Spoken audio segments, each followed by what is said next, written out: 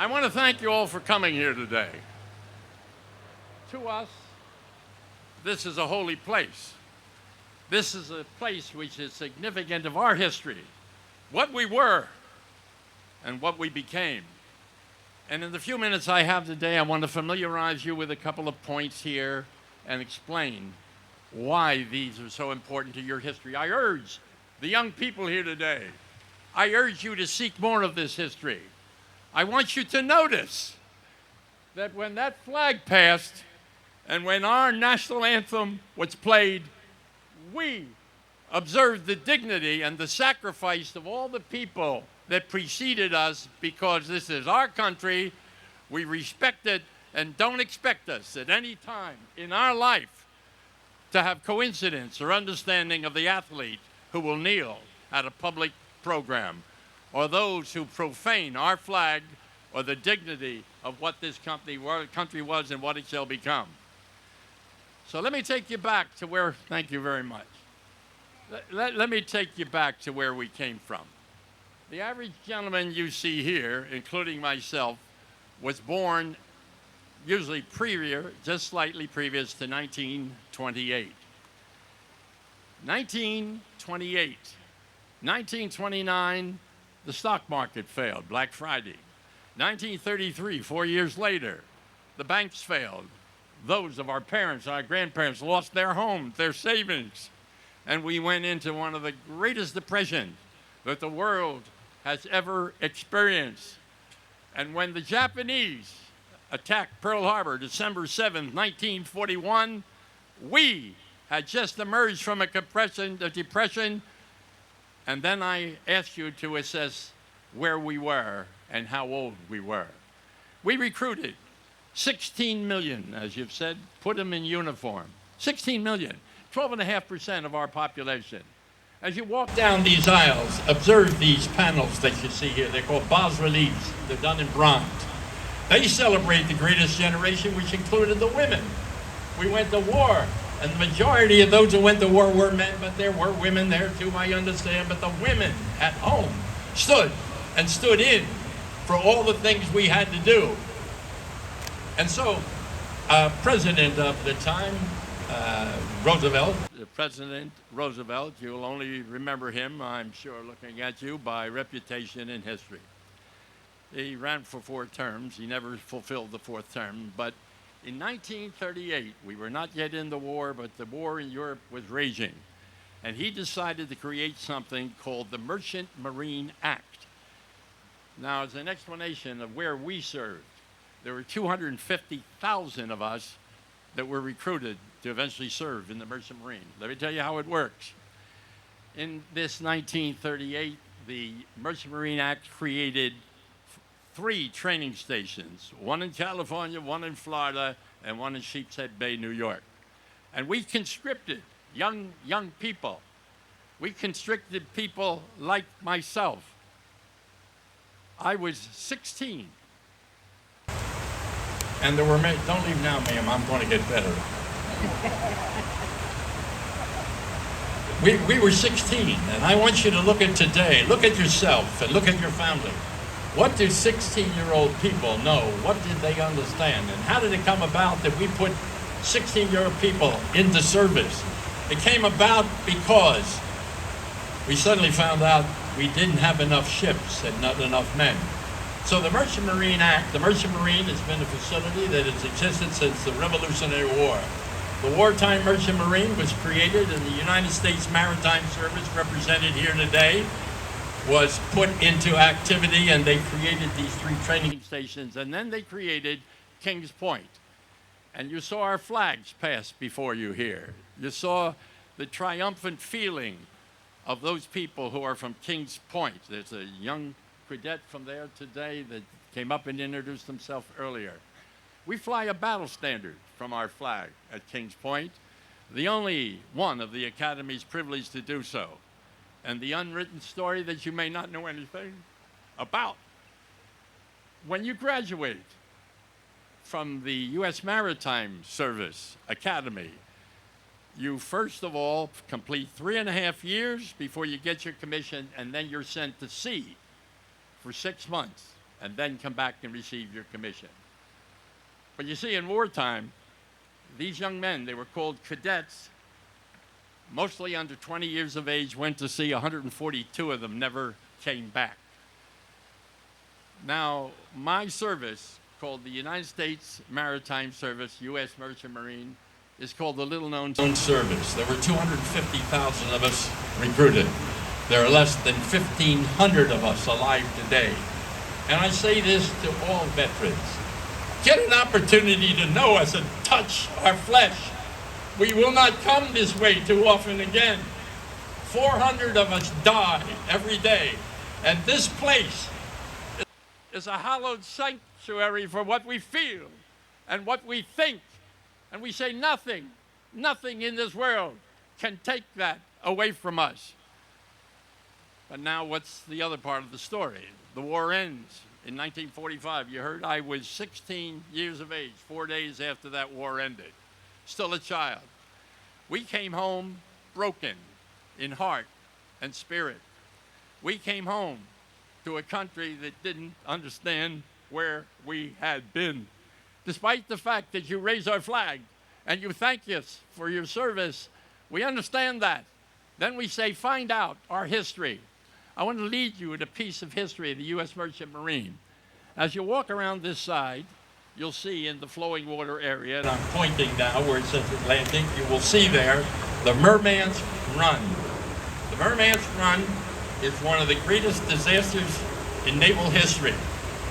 In 1942, 7 months after the war began, we put together the largest convoy that ever existed in American naval history, 35 ships laden with $1 billion in cargo. That would be the equivalent of $5 billion today. And they set sail from Reykjavik, Iceland, and they were headed to the North Atlantic. And these 35 ships were surrounded by 24 combat ships, submarines, and aircraft, because we were sailing into hostile water. And they went to some place called the Bari Sea. Pains me to tell you this. Look at that monument and then hear these words. The Bari Sea, at that time of the year, has a water temperature 45 degrees below zero. You hit that water, you got hear this, 4 minutes. Thereafter, you have hypothermia and you don't make it.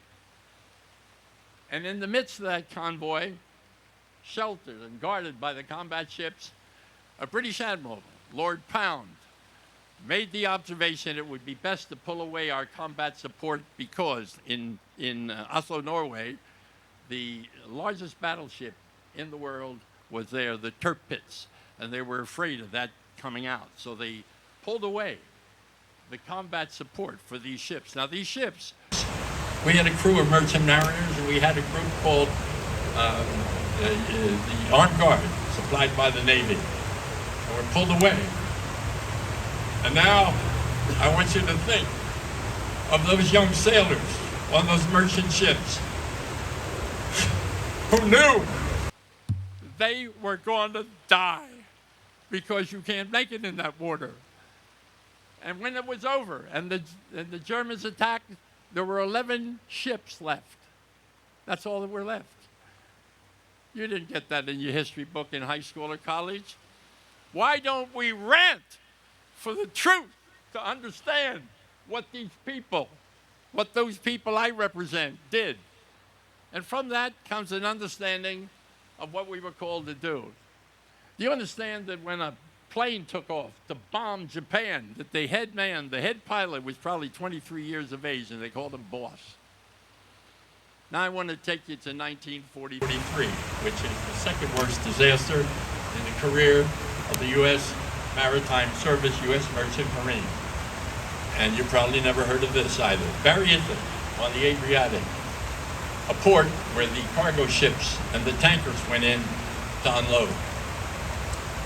And on a day in June of 1943, 105 German attack Stukas flew in to that port, supported by 24 full-scale bombers flew into that port. Now in that port were 30 ships. The harbor was so crowded that when a cargo ship is unloaded, here's the pier, here's the ship. But in this case, so many ships, they had to park what we call a thwart ship, side each other. And in the belly, in the cargo of one of those ships was 100 tons of mustard gas bombs. You have to search far and wide to hear this, but it's a matter of common knowledge today, and no one on that ship knew that cargo. That cargo was requisitioned by General Montgomery, a British general, who felt that the Germans might someday exercise warfare by using chemicals. But the planes took that ship out. And when that ship was hit, it was tied up to 2 other ships. Now, we attended services one time where a man who was on the ship I'm naming right now, where he escaped. But the only reason he'd escaped, he had been on liberty that night, and when he came back, they didn't allow him into the port area. Because you see, when that ship got hit, it disintegrated. I don't mean it was bombed and sunk.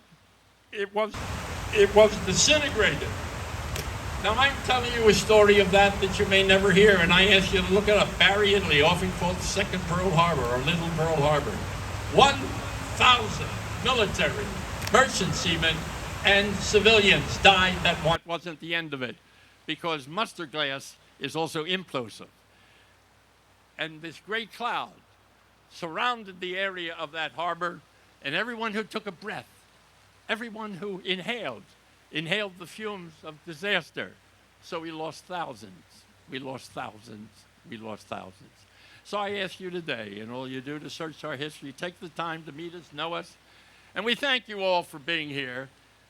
And we ask you to remember just a couple things about us. There are just a few of us left. It ain't easy getting ready to come here.